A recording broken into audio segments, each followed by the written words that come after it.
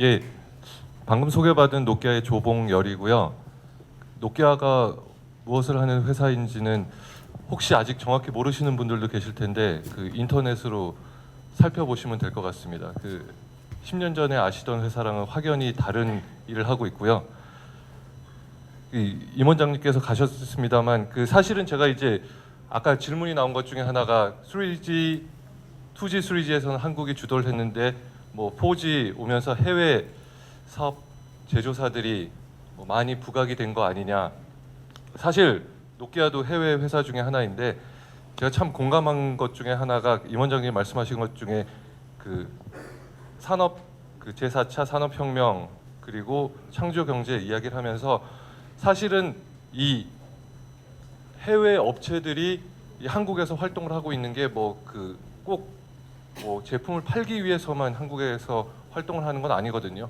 그러니까 이번에도 그 5G 같은 경우에 그 평창에서 여러 가지 이제 세계 최초로 5G를 시연을 할 것이다라고 이제 대한민국 정부에서 얘기를 할 때 예전에는 그런 말씀이 없으셨었는데 작년 같은 경우는 이제 미래부에서 발표를 할 때 보시면은 그 해외의 기술들도 와서 5G를 같이 이렇게 협력할 수 있는 협력의 장으로 그 약간 오픈을 하시겠다라고 말씀을 하셨습니다. 그래서 실제로 그러니까 노키아 뭐 아까 에릭슨 나온 것처럼 여러 가지 그 유수 회사들이 있는데 그런 회사들이 한국에 와서 여러분들 그리고 한국의 오퍼레이터들, 한국의 인더스트리와 같이 그러니까 아까 말씀하신 것처럼 콜래보레이션을 하는 게 주 목적이라고 할 수 있고요. 이게 그 다른 일이 있으셔서 가셨는데 우연히 제가 이제 뭐 마지막 세션인데 그 인더스트리가 굉장히 그 뭐라고 해야 될까요? 커먼 언더스탠딩이 있는 것 같아요. 커먼 언더스탠딩이 있다라고 하는 게 무슨 말이냐면 저희가 서로 이렇게 그 미리 슬라이드를 비교한 건 아닌데 굉장히 오버랩이 많이 되더라고요. 그러니까 오버랩이 많이 된다라고 하는 건 그만큼 생각하는 게 비슷하다라고 하는 것 같고요. 첫 번째로 이 슬라이드 같은 경우에는 이제 정 소장님께서 발표하신 거랑 약간 비슷한데 이 슬라이드는 기본적으로 그 SK텔레콤의 그 최진성 원장님께서 예전에 말씀하신 거에 제가 워낙 공감을 많이 하기 때문에 그거를 슬라이드로 바꾼 것이고요. 그러니까 원지가 보통 뭐였었냐면 저걸 이제 벽돌폰이라고 불렀는데 원지를 그 한마디로 정의를 하면 음성 서비스고 부자들을 위한 음성 서비스죠. 그러니까 서비스의 형태는 음성 서비스였고 타겟 마켓은 부자였습니다. 왜냐하면 저건 굉장히 비쌌으니까요. 그 다음에 2G가 과연 한 게 뭐냐 하면 음성 서비스였고 그걸 전 세계 대부분의 사람들이 할 수 있도록 만든 게 그 세컨 제너레이션이었고요. 3G 같은 경우는 데이터로 넘어가죠. 데이터인데 데이터도 역시 부자들만 쓸 수 있을 정도가 3G였었고 4G에 오면서 아시는 것처럼 적어도 우리나라에서는 모든 사람들이 데이터를 아마도 큰 부담 없이 쓰실 수 있을 것 같아요. 그래서 1G부터 4G까지는 아주 명확하게 딱 특징이 있었고요. 그러니까 5G는 그러면은 누구를 위한 어떠한 서비스일 것이냐라고 많은 사람들이 얘기를 하는데 앞에서 이제 정 소장님이 답을 이미 하셨죠. 5G는 everything for 사실 everyone and everything일 것 같아요. 그러니까 5G에 대한 앰비션이 굉장히 큽니다. 그러니까 산업계 앰비션이 굉장히 큰데 솔직하게 말씀을 드리면 이동통신 해보신 분들은 아실 텐데 또 이게 또 5G는 이동통신이 다가 아니라고 또 이야기를 하죠. 근데 일단 이동통신을 국한을 하면 3G의 비전이 뭐였는지 아세요? 3G의 비전이 어디서나 데이터 통신을 자유롭게 할 수 있는 게 3G IMT 2000의 그 비전이었습니다. 근데 그 비전이 언제 실현이 됐어요? 4G 때 실현이 됐죠. 그러면 3G는 실패한 기술이냐? 그게 아니죠. 3G가 있었기 때문에 3G가 한 단계 가고 그 다음 단계에서 그 예전의 비전을 이루었고요. 그러니까 이게 5G에 대해서 많은 사람들이 이 세상이 모두 2020년에서 2025년 사이에 열릴 것이냐라고 하면 조금 열리겠죠. 조금 열렸다 그게 만개할 시기는 아마 2030년 또는 2035년에 우리가 뭐 그걸 경험할 수 있을지도 모르겠습니다. 어쨌든 5G가 바라보고자 하는 바는 그 임원장님부터 쭉 앞에 연사들이 발표하신 것처럼 굉장히 지금까지 했던 것보다 훨씬 더 큰 앰비션을 갖고 있는 게 사실이에요. 이 슬라이드는 그 노키아가 간간히 그 퍼블릭한 웨비나를 하거든요. 그래서 작년 12월에 제가 이제 퍼블릭한 웨비나를 저희 동료랑 같이 했었는데, 웨비나를 하면 좋은 것 중에 하나가 저희가 이제 프레젠테이션을 하면서 거기 이제 커넥티드 되어 있는 사람들한테 그 폴을 던집니다. 폴을 던져서 그 사람들이 빨리 답을 하지 않으면 웨비나가 진행이 안 되죠. 그러니까 다음 슬라이드를 보고 싶으면 그 사람들이 빨리 폴을 누르는데, 저희가 아주 의도적으로 문제를 냈어요. 이런 거는 의도적으로 문제를 낸 게 1번은 답이 아닐 것 같다는 느낌이 드는 거죠. 그러니까 5G에 대해서 가장 적합한, 그러니까 가장 중요한 특징이 뭐라고 생각하느냐, 5G의 가장 중요한 특징이 뭐라고 생각하느냐인데 5G가 뉴 라디오 테크놀로지인 게 오답이 아니에요, 그렇죠? 그러니까 5G는 뉴 라디오 테크놀로지인데 더 중요한 게 most important한 게 뭐냐라고 하면 5G는 엔타이어 네트워크이다. 그러니까 무선망만이 아니고 유선망, 트랜스포트, 그 다음에 뭐 애플리케이션 네트워크까지 합쳐서 엔드-투-엔드 모든 네트워크를 5G라고 한다. 또는 5G는 사실은 기술이 아니라 새로운 비즈니스 모델이다 라고 해서 폴을 했더니 당연히 우리가 의도한 대로 답이 나오겠죠. 그러니까 5G는 뭐냐면 아까 말씀하신 것처럼 5G는 이동통신이 아니고 5G는 이동통신과 사실 이동통신과 다른 산업계 기술이 뭐예요? 그 임원장님 말씀하신 것처럼 융합을 해서 새로운 비즈니스 모델을 만드는 거고, 솔직하게 말씀드리면 이 텔레커뮤니케이션 쪽에 있는 사람 입장에서는 텔레커뮤니케이션이 그 융합의 장에 약간 포탈 같은 역할을 했으면 좋겠다. 그러니까 텔레커뮤니케이션이 중앙에 있고 우리가 트랜스포테이션 인더스트리를 데리고 오고 헬스 인더스트리를 데리고 오고 옆에 있는 인더스트리를 데리고 와서 이 새로운 비즈니스 모델을 만드는데 그 구심점이 그 커뮤니케이션 인더스트리가 되면 좋지 않을까라고 하는 게 우리 커뮤니케이션 인더스트리 종사자들의 비전인 것이죠. 앞에서 이제 여러 번 나왔던 슬라이드인데 5G가 또 이전 기술과 다른 점 중에 하나는, 이전은 그 리치 피플이건 아니면 그 보통 사람이건 다 휴먼이었었는데 그게 여기 여전히 지금까지 해오던 그 스마트폰 경험을 조금 더 한 단계 앞서게 하는 게 익스트림 모바일 브로드밴드라고 하면 두 가지의 IoT가 추가가 된 게 5G의 특징이죠. 그러니까 things들이 추가가 된 게, 근데 things들은 이미 그 설명을 들으신 것처럼 명확하게 값싼 things와 비싼 things로 나눠지죠. 그러니까 센서와 같은 매시브 커넥티비티를 하는 매시브 그 MTC 머신 타입 커뮤니케이션하고 울트라 릴라이블 미션 크리티컬 그 머신 타입 커뮤니케이션, 그 두 가지로 나누어지고 실제로 거기서 바라는 리퀘어먼트는 확연히 다르죠. 여기는 무조건 싸야 되고 여기는 무조건 신뢰성이 높아야 되고요. 그렇죠. 이따가도 말씀드리겠지만 실제로 그 인더스트리 입장에서 그러니까 모바일 인더스트리 입장에서 다른 인더스트리와 융합을 하는 데 있어서 가장 새로운 길을 열어주는 곳은 여기죠. 여기는 뭐예요? 여기는 기존에 우리가 이 우리나라 이동통신 그 사업자들의 알프라고 하죠. 알프. 그 가입자당 그 매출액을 보시면 LTE가 시작했을 때부터 지금까지 드라마틱하게 올라가죠. 그 이유는 뭐냐면 서비스를 제공하면서 가입자들로부터 사용료를 조금 더 많이 받았고, 아마 더 훌륭한 서비스를 제공하면 알프를 높일 수 있지 않을까라고 하는 측면이라고 보면, 이거는 기존의 4G에서 하던 서비스를 좀 더 잘해보자. 그러니까 5G가 할 수 있는 일이 두 가지가 있죠. 기존에 하는 서비스를 좀 더 잘해보자가 있고, 이건 뭐예요? 기존에는 우리가 안 해봤던 건데 못 해봤던 건데 그걸 5G를 통해서 해볼 수 있지 않을까 생각을 하고 있습니다.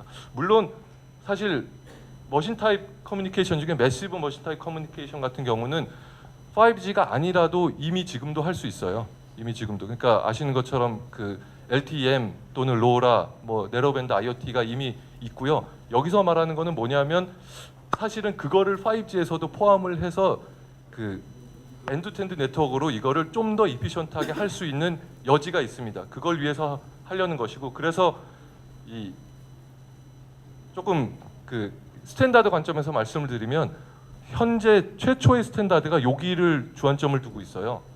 주안점을 두고 있는 이유는 여기는 아까 정 소장님 말씀하신 것처럼 약간 어려워요. 그다음 여기는 그거보단 쉬워요. 그다음에 여기는 뭐예요? 당장 솔루션이 현재 있죠. 그러니까 4G 또는 4.5G 또는 LTE 어드밴스 프로 또는 로라 가지고 할 수 있습니다. 물론 5G에서는 5G가 오게 되면 더 잘할 수 있어요. 더 잘할 수 있는 방법에 대해서는 이따가 좀 더 설명을 드리도록 하겠습니다. 어쨌든 5G가 기존의 제너레이션과 다른 점은 뭐다? 두 가지 머신 타입 커뮤니케이션 그 유즈 케이스가 추가가 됐다라는 거죠. 정 소장님이 가셨는데 그 TIA 그 서베이 리절트에 대해서 저는 약간 그 이견이 있어요. 왜냐하면 거기 맨 위에 있는 모바일 그 브로드밴드 캐패시티가 있죠. 그게 버추얼 리얼리티를 포함하거든요. 사실 버추얼 리얼리티를 하려면 캐패시티가 더 필요하죠. 저는 버추얼 리얼리티의 큰 신봉자 중에 하나예요. MWC의 화두가 뭐였냐라고 하면 5G랑 IoT였다라고 많은 사람들이 얘기를 하는데 저는 MWC에서 가장 그 뭐냐하면 그 잘 드러났던 사람이 누구냐라고 하면 이 아저씨인 것 같아요. 이 아저씨가 그 MWC에서 두 가지 일을 했는데요. 예.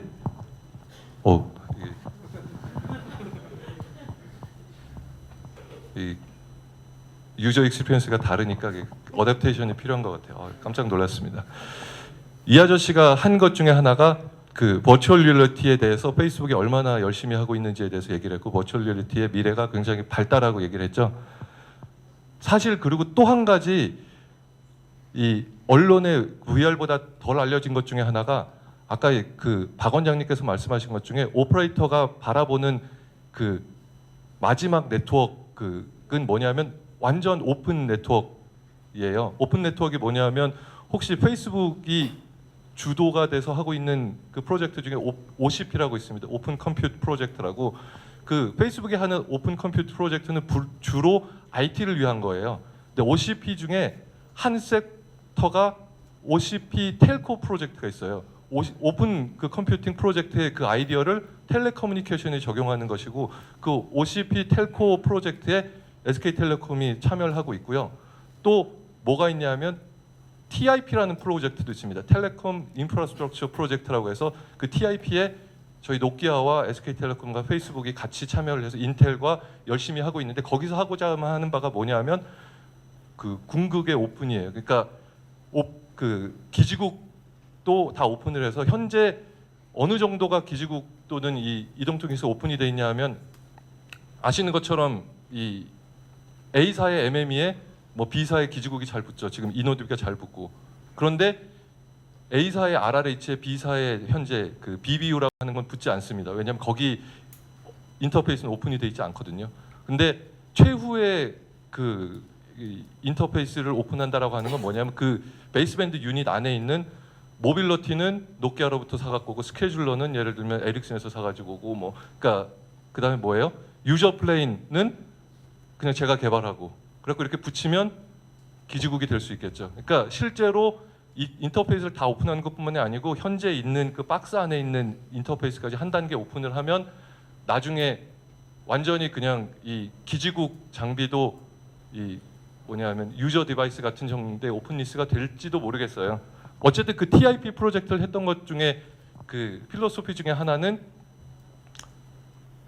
뭐예요? 그 글라이더도 띄우고 뭐 풍선도 띄우고 그래서 오지에서 인터넷을 그 보급하겠다라고 하는데 여전히 이동통신에서 가장 효율적인 방법은 기지국을 설치하는 거거든요. 근데 기지국을 얼마나 싸게 만드느냐가 아프리카 그다음에 개발도상국의 그 인터넷 보급률에 큰 영향을 주기 때문에 사실 오픈을 많이 하게 되면 그 기지국이 싸질 여지가 있죠. 물론 저희 같은 기지국 벤더 입장에서 그게 좋은 거냐 나쁜 거냐를 떠나서 일단 노키아는 참여를 하고 있습니다. 그러니까 왜 그러냐면 여러분들 그 노키아를 검색해 보시면 아시겠지만 굉장히 오픈 그 컴퍼니 마인드셋을 가지고 있어요. 어쨌든 말이 길었는데 MWC의 가장 큰 화두를 두 개 꼽으라고 하면 어떤 사람은 5G IoT를 뽑고 어떤 사람은 VR과 IoT를 뽑고 어떤 사람은 5G와 VR을 뽑고 하여튼 그렇습니다. 혹시 이거 아세요? 5조라고? 5조도 한번 검색해 보시면 저게 노키아가 요새 만드는 제품 중에 하나예요. 노키아가 보통 B2B인데 이거는 그 여러분들도 사실 수 있고요. 물론 가격이 6천만 원이라서 약간 비싸긴 한데 이게 인더스트리에서 처음으로 나온 VR 카메라예요. 레코딩 카메라인데 기존의 VR을 여러분들 컨텐츠 만드시려면 여러 군데 그 뭐예요? 카메라와 그 마이크로폰을 설치를 하고 그거를 합성해서 나중에 컨텐츠를 만드는데 저게 다 해줘요. 그냥 저기다 놓고 그러면 카메라가 VR 컨텐츠와 VR 오디오를 한 번에 만들어서 뭐예요? 케이블로 뽑아줘요. 그럼 그걸 그냥 사실은 HMD에다 뽑으면은 그러니까 VR이 스트리밍이 가능할 정도로 프로세스가 빨라진 겁니다. VR이 스트리밍이 가능하다. 그러니까 내가 컨텐츠를 제너레이션 그거를 보낼 수 있을 정도로 그러니까 지금까지 그러면서도 퀄리티가 떨어지지 않기 때문에 할 수 없이 6천만 원인 거죠, 현재는. 그래서 현재 저희가 어디에 팔고 있냐면 일반인이 사셔도 되는데 아마 일반인이 얼마나 사셨는지 모르겠는데 디즈니에서 많이 샀습니다. 디즈니에서 사고 있고요. 그 다음에 또 하나가 인터넷 오브 띵스고요. 근데 이 두 가지가 모두가 다 사실은 5G에 굉장히 그 연관이 크죠. 왜 크냐 하면 제가 이제 왜 VR의 신봉자냐 하면은요. 솔직히 VR이 이미 파퓰러해요. 어디에는 파퓰러해요? 게임 산업에는 파퓰러합니다. 근데 게임에서 VR을 쓰는 거는 네트워크 사업자랑 아무 상관이 없죠. 저 그냥 그 PS4 그냥 사가지고 거기에서 컨텐츠 해서 자기가 즐기면 되는 거죠. 집에서 즐기면 되고요. 근데 제가 아까 말씀드렸잖아요. 스트리밍이 되면 세상이 생각이 달라져요. 그러니까 스트리밍이 된다는 얘기가 뭐냐면 리얼타임으로 여러분들 퇴근하실 때 다 프로야구 보면서 지하철에서 퇴근하시잖아요. 그거 현재는 eMBMS로 되는 게 아니고 다 VOD로 되는 거죠. 비디오 온 디맨드로. 그러니까 한 파이프에 예를 들면 1메가에서 2메가씩 사용하시면서 하고 있는데 지하철 안에 100명이서 프로야구를 보고 있어도 네트워크가 뻗지 않죠. 그만큼 우리나라의 그 LTE 네트워크가 훌륭합니다. 그래서 지하철에서 100명이 프로야구를 보고 있어도 네트워크에 큰 무리는 없어요. 물론 아까 말씀드린 것처럼 터널을 지나갈 때 약간 그 이제 뭐 버퍼링이 있을 수 있겠죠. 근데 VR을 하게 되면 사실 현재 VR 그 기어 VR 꼽아갖고 해보시게 되면 해보신 분들은 아실지 모르겠는데 한 가지 아쉬운 게 있어요. 뭐예요? 이 비디오 그 퀄리티 해상도가 안 좋죠. 왜 안 좋아요? 이게 플랫 스크린으로는 충분히 깨끗한데 VR로 보려면 그걸 어떻게 해야 돼요? 큐빅으로 바꿔야 되죠. 6개로 쪼개야 되고 그 다음에 뭐예요? 왼눈 오른눈으로 나눠야 되니까 12개로 그러니까 한 화면에 보는 해상도를 12개로 쪼개니까 해상도가 굉장히 후져지죠. 그러니까 실제로 VR을 지금 현재 플랫 스크린 정도로 보시려면 스루풋이 몇 배가 필요해요? 12배가 필요하죠. 그러니까 12배를 그 스루풋을 만약 지하철에서 사람들이 퇴근길에 약간 그 우스꽝스럽지만 적어도 앉아 있는 사람은 서 있는 사람은 HMD를 쓰시면 안 되고요. 그 세이프티 리즌 때문에 앉아 있는 사람이 물론 앉아 있는 사람도 HMD를 쓰시면서 자신의 가방을 꼭 이렇게 손으로 잡고 계셔야 돼요. 그 HMD의 그 가장 큰 문제 중에 하나가 그 세이프티랑 시큐리티잖아요. 집에서 이렇게 오타쿠가 즐기는 건 괜찮아요, 그렇죠? 근데 밖에 나가서 HMD를 하게 되면 제가 상대방을 때릴 수도 있고 상대방이 저를 때릴 수도 있는 그런 문제가 있지만 그게 해결이 된다라고 하면 만약 지하철에서 여러분들이 퇴근하면서 내가 잠실 야구장에 앉아 있는 것처럼 그렇게 느낄 수 있다라고 하면 저는 그런 서비스를 쓰겠어요. 근데 그런 서비스를 쓰면 뭐예요? 망이 전체가 12배의 용량이 필요하고 LTE로서는 불가능해집니다. 그러니까 당연히 우리가 얘기하는 기가 BPS가 필요하게 되고요. 그러니까 VR은 제가 보기에는 충분히 그 시장층이 있고요. 저를 포함해서. 그래서 만약 그게 이렇게 스트리밍이 가능한 시스템과 결합을 하게 되면 충분히 그 상용화가 그렇게 멀지 않았지 않을까라고 생각을 하고 있습니다. IoT는 빨리 넘어갈게요. 왜냐하면 IoT 워낙 아시는 것처럼 IoT를 가지고 얼반 스페이스를 이피션시를 엄청나게 높일 수 있다. 뭐 예를 들면 뭐 물의 그 소모를 워터 로스트를 뭐 20%를 줄일 수 있다. 뭐 유틸리티비를 줄일 수 있다 등등 있고요. 제4차 산업혁명에 IoT가 큰 역할을 하고 있다라고 하는 거는 이미 그 설명을 들으신 바 있고요. 그래서 사실 그러면 공교롭게도 이 뒤에 슬라이드가 잠깐 박 원장님 그 슬라이드에서도 보였었는데 과연 우리가 그 하고자 하는 그 네트워크 관점에서 우리는 뭐도 해야 돼요? 크리티컬 IoT도 제공을 해야 되고, 그다음에 뭐예요?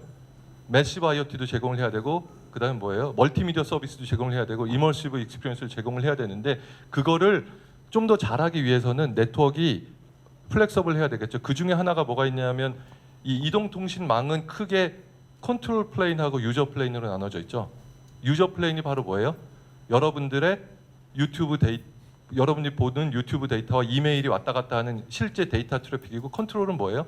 이 사람을 커넥션 시켜주고 핸드오버 시켜주고, 그러니까 유저 플레인을 데이터를 송수신하기 위한 모든 부가 정보들이 들어 있는데, 현재는 이동통신에 쓰이는 모든 박스들이 그 안에 적정한 C 플레인과 U 플레인이 박스 안에 다 들어 있죠. 그다음에 그게 각각 박스로 나눠져 있는데, 가장 이피션트한 건 뭐예요? 한 박스로 모으는 거예요. 그러면 이제 가격이 싸지겠죠. 그걸 우리가 흔히 트렁킹 이피션시라고 하는데, C 플레인은 다 모을 수 있어요. 그래서 C 플레인 여기다 다 모았어요. 근데 U 플레인을 다 한 박스에 모으게 되면 무슨 일이 생겨요? U 플레인이 다 여기로 모이게 되면, 예를 들어서 초지연 미션 크리티컬 리모트 로보틱스를 하려고 하는데 U 플레인이 여기 있으면 안 되겠죠. 그 U 플레인은 여기 있어야 되고요. 매시브 IoT 가스 미터링 같은 U 플레인은 여기로 보내서 제너럴 퍼포스 서버에서 조금 느리게 처리를 해도 되겠죠. 그러니까 값싼 거는 값싸게 처리하고 값비싼 건 좀 값비싸게 처리를 하더라도, 기본적인 컨셉은 뭐냐면 현재는 모든 박스에 C 플레인과 U 플레인이 각각 들어 있는데, 그거를 C 플레인과 U 플레인을 분리를 하고 C 플레인은 센트럴라이제이션하고 U 플레인은 딱 필요한 위치에다가 U 플레인들을 분산시키는 거죠. 그렇게 함으로써 사실 뭐 최적의 서비스를 제공하면서, 항상 우리가 생각해야 될 건 최적의 서비스를 최소의 비용으로 서비스를 해야 되죠. 그렇기 위해서 개발하고 있는 게, 이제 SK텔레콤과 같이 개발하고 있는 게 SDN Enabled Core Network이고요. 또 하나가, 특히 이건 SK텔레콤 입장에서는 그 큰 골칫거리 중에 하나일 수도 있는데, LGU 플러스랑 잠깐 비교를 해보면 LGU 플러스는 망의 개수가 몇 개예요? CDMA와 LTE 두 개의 망을 가지고 있습니다. SK텔레콤 몇 개를 가지고 있어요? CDMA, WCDMA, 그다음에 LTE, 와이브로 네 개의 망을 가지고 있죠. 그러면 그 망이 각각이 약간 달리 운영되고 있으니까 그게 약간 전체 오펙스에 영향을 안 준다고는 말을 못할 것 같아요. 근데 우리가 만약 멀티미디어 서비스, 오토모티브 서비스와 헬스 서비스를 하는 거에 대해서 보통 생각할 수 있는 게, 이렇게 멀티플 헤테로지니스 네트워크를 각각의 뭐 기지국부터 쭉 이렇게 설치를 하는 거예요. 그걸 우리가 흔히 사일로라고 하죠. 왜 사일로라고 하는지 모르겠지만 하여튼 이게 뭐 미사일 기지 같아서 사일로라고 하는지, 하여튼 이렇게 사일로, 그러니까 멀티플 헤테로지니스 네트워크를 설치를 하게 되면 좋은 점은 뭐냐면, 아주 여기에 딱 맞는 테일러드된 서비스를 제공할 수 있어요. 경험을 제공할 수 있어요. 대신 뭐예요? 네트워크 사업자 입장에서의 오펙스는 뭐 예를 들면 3배가 되겠죠. 그래서 우리가 항상 하는 게 뭐예요? 클라우드를 사용해서 이거를 통째로 모아서 하드웨어는 그냥 x86 제너럴 퍼포스 서버로 하고, 모든 건 버추얼라이제이션에서 소프트웨어하고 원 네트워크로 하게 되죠. 이런 뭐가 좋아져요?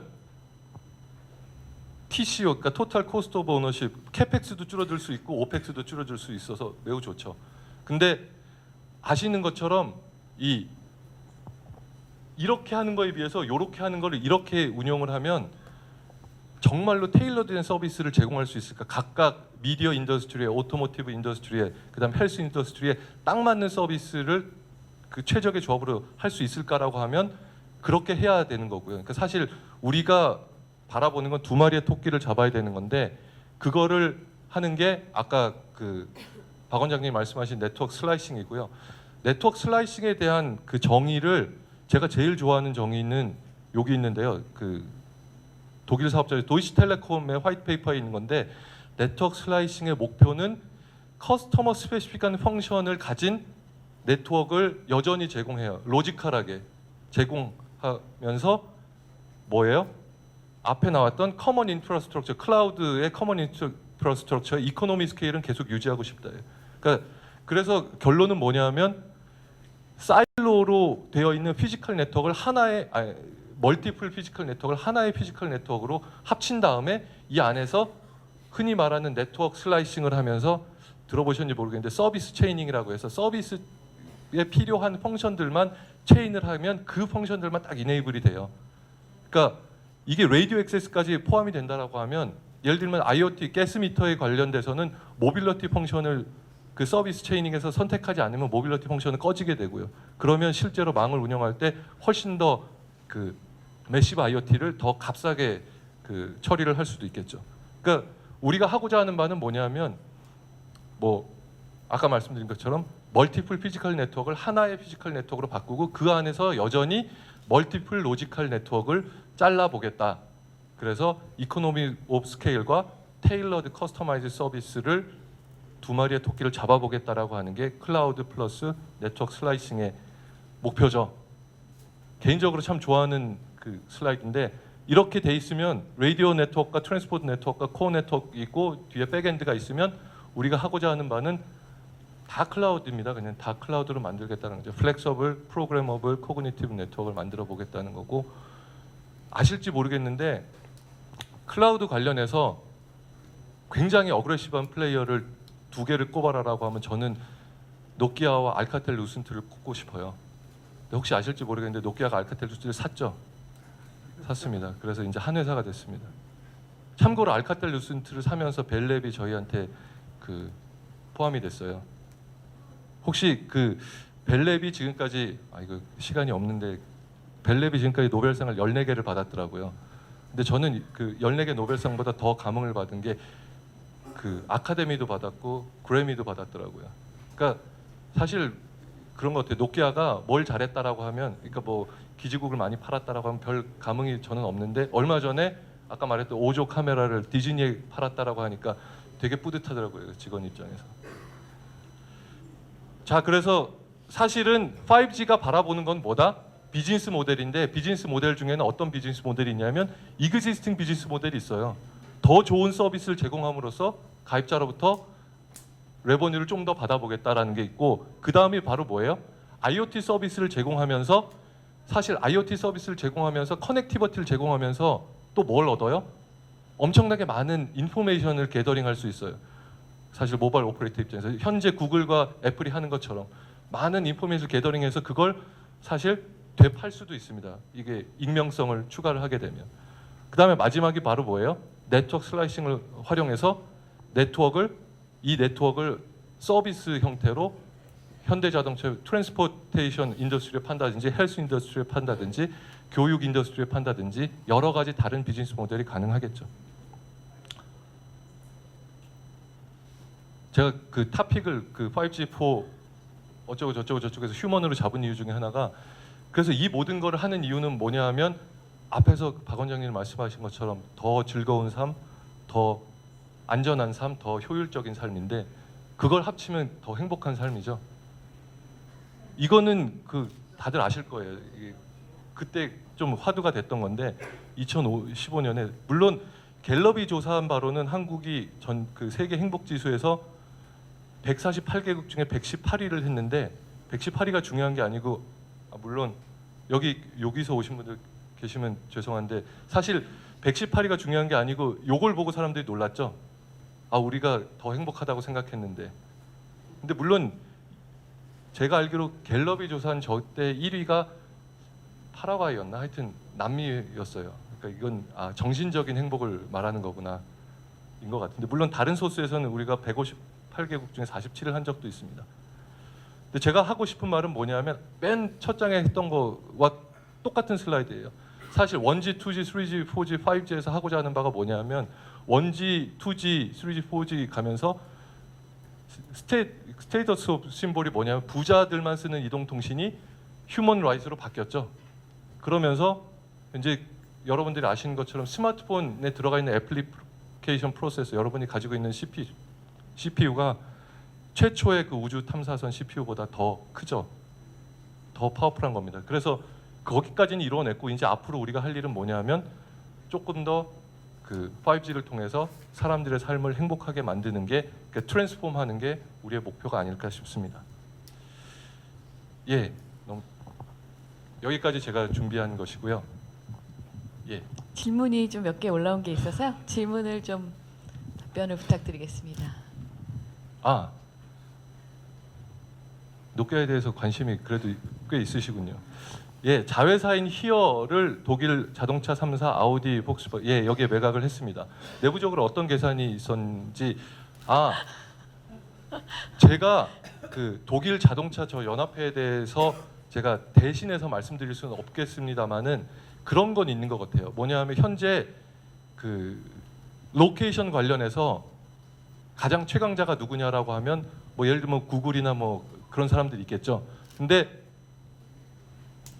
제가 BMW라고 하면 BMW 고객의 정보를 내가 갖고 있지 않고 로케이션 정보를 내가 관리하지 않고 구글이 갖고 있는 거에 대해서 뭔가 이 불안해할 수도 있을 것 같아요. 그러니까 자동차 업계들이 이 자동차에 쓰이는 로케이션 서비스에는 자기네들이 컨트롤할 수 있는 걸 가지기를 굉장히 원했던 것 같고 사실 저희도 히어를 굉장히 사랑하는데 그런 것 같아요.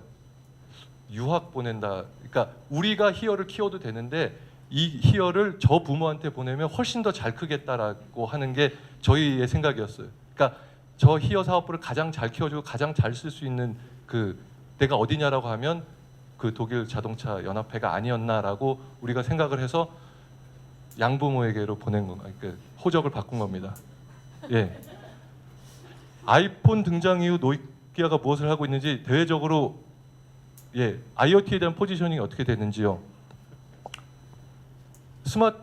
저희가 피처폰 뭐 스마트폰 어쨌든 모바일 디바이스 사업부를 마이크로소프트에 매각을 했죠. 최근 뉴스 혹시 보셨어요? 마이크로소프트의 피처폰 사업을 폭스콘이 샀죠. 그 다음에 노키아가 제조를 하진 않지만 이름이 HMD라는 회사가 있어요. 그게 그 헤드마운트 디스플레이는 아닌데 그 HMD라는 회사가 그 노키아로부터 노키아라는 브랜드를 라이센싱을 어그리먼트를 했고 폭스콘으로부터 디바이스를 사는 그 만드는 거를 계약을 체결을 했습니다. 그게 무슨 얘기냐면 폭스콘 계열 또는 폭스콘이 아시는지 잘 모르겠지만 폭스콘이 바로 애플을 그 OEM 하는 회사죠. 하여튼 그러니까 모바일 디바이스 업계는 삼성처럼 A to Z를 다 하는 회사가 있고 애플은 아시는 것처럼 디자인과 마케팅, 세일즈를 하지만 실제 매뉴팩처링을 하지 않고요. 노키아 모델은 뭐냐면 저희가 디자인도 하지는 않고요. 하지만 노키아 이름을 단 핸드폰 또는 그런 게 다시 등장할 수 있습니다. 그걸 만드는 거는 HMD라는 회사인데 그 HMD가 폭스콘이랑 협력을 하고 있고요. 그거에 대해서는 그래서 뭐 디바이스 사업 같은 경우에는 저희가 직접 진출하지는 않지만 노키아라는 브랜드가 다시 등장할 여지가 있다라는 것이고 그 디바이스 사업을 매각한 이후에는 아시는 것처럼 저희가 알카텔 루센트 및 벨랩을 사면서 사실 그 이전에는 무선 통신 회사라는 이미지가 강했는데 현재는 IP 라우터도 가지고 있고 현재 시스코 다음으로 저희가 세계 2위고요. IP 라우팅 그 다음에 옵틱도 가지고 있고 당연히 픽스 네트워크, DSL 뭐 그 G.Fast도 가지고 있고 하여튼 엔드투엔드 네트워크 사업이 됐습니다. 그래서 엔드투엔드 네트워크 사업을 하는 회사로 바뀌었고 IoT를 위해서도 계속 그 예를 들면 e헬스를 위한 위띵스라는 회사를 저희가 또 샀고요. 여러 가지를 하고 있습니다. 성무님 시간 관계상 예. 조금 나머지 답변도 짧게만 좀 부탁드리겠습니다. 5G 기지국 RF단 TX RX 패스는 몇 개인지는 잘 모르겠고요. 그 아시는 것처럼 매시브 마이모가 모든 5G에 쓰이진 않겠지만 쓰일 수 있을 것 같고요. 그렇게 되면 적어도 64개 또는 128개가 될 것 같습니다. 활용하고요. 왜냐하면 5G가 28기가에 산다고 하면 28기가는 굉장히 자주 끊기겠죠. 그러니까 항상 4G와 5G가 듀얼 커넥티버티니 멀티플 커넥티버티로 4G를 통해서 세션을 유지하고 5G를 통해서 파이프를 제공하는 거가 되겠습니다. SDN, NFV, 오픈스택 기술 스타트업 개발자들이 노키아 협업할 수 있는 방안이 있을 것 같은데요. 솔직하게 말씀드리면 제가 그 정확한 지금 솔루션을 제공해 드리기는 말씀드리기는 힘들 것 같은데 요거 같은 경우에는 제가 뭐 아까 말씀드린 것처럼 페이스북 OCP에도 저희가 참여를 하고 있고 여러 가지 그 오픈 BTS 액티비티에 그 활동을 하고 있거든요. 근데 엔드 개발자와 저희가 어떻게 협업을 할지에 대해서는 조금 더 고민을 해봐야 될 것 같습니다. 현재 에코시스템 플레이어들이랑 하고 있거든요. 네, 네. 만약 그런 장이 마련이 된다라고 하면 당연히 저희도 거기에 대해서는 충분히 오픈을 할 여지가 있습니다. 네, 감사합니다. 예, 네, 오늘 경청해 주셔서 감사드립니다. 열띤 강연해 주신 예, 조